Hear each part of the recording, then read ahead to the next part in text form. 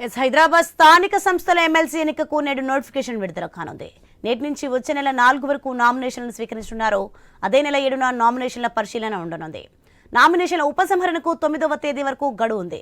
ఇక April 23న polling నిర్వహించనుండగా 25న counting చేయనున్నారు. ఇదే అంశానికి సంబంధించి మరింత సమాచారం మా ప్రతినిధి స్వామి ఫోన్ లైన్లో అందిస్తారు. స్వామి, హైదరాబాద్ స్థానిక సంస్థల ఎమ్మెల్సీ ఎన్నికకు నేడు నోటిఫికేషన్ విడుదల కానున్నట్టుగా తెలుస్తుంది. దీనికి సంబంధించిన పూర్తి డీటెయిల్స్ ఏంటి?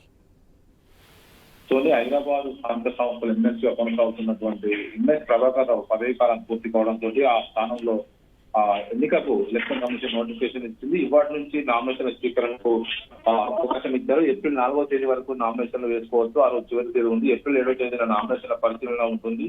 ఏప్రిల్ 9వ తేదీన నామినేషన్ల ఉపసంహరించుకునే గడువు ఇచ్చారు. ఏప్రిల్ 23న పోలింగ్, 25న కౌంటింగ్ ఉంటుంది.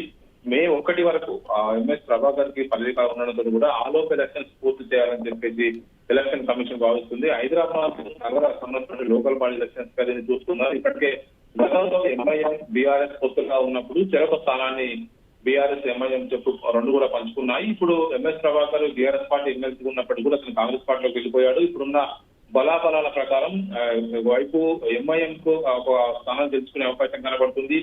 హైదరాబాద్ లోకల్ పార్టీలో జిహెచ్ఎంసీ కార్పొరేటర్లు, ఎమ్మెల్యేలు, అదేవిధంగా ఎంపీలకు ఓటు వేసే అవకాశం ఉన్నందుకు కూడా ఇప్పుడు వారి బలాలను బట్టి ఆయా పార్టీలు ఎవరిని అభ్యర్థిగా బరిలో నిలుస్తాయని కూడా ఇప్పుడు కొంత సస్పెన్స్ గా మారింది. BRS party, Congress party, MIM party ఎవరికి అవకాశం ఇస్తుంది. జిహెచ్ఎంసీ పరిధిలో భారతీయ జనతా పార్టీ కూడా పెద్ద సంఖ్యలో బీజేపీ కార్పొరేటర్లు ఉన్నట్టు కూడా వారు కూడా పోటీలో నిలుస్తారా లేదా అనేది గురించి కొంత సస్పెన్స్ గా ఉంది. ఎవరు పోటీ నిలుస్తారా అనేది గురించి కొంత ఆయా పార్టీలు అభ్యర్థి నిలబెట్టే పరిస్థితిని బట్టి ఆధారపడి ఉంటుంది. ఇందులో భాగంగానే బీఆర్ఎస్ పార్టీకి ఉన్నటువంటి sitting MLC MS Prabhakar Rao ఒక పదవీ కాలం పూర్తి కానుండడంతో కూడా ఆ స్థానంలో ఎలక్షన్స్ కోసం ఎలక్షన్ కమిషన్ నోటిఫికేషన్ జారీ చేసింది.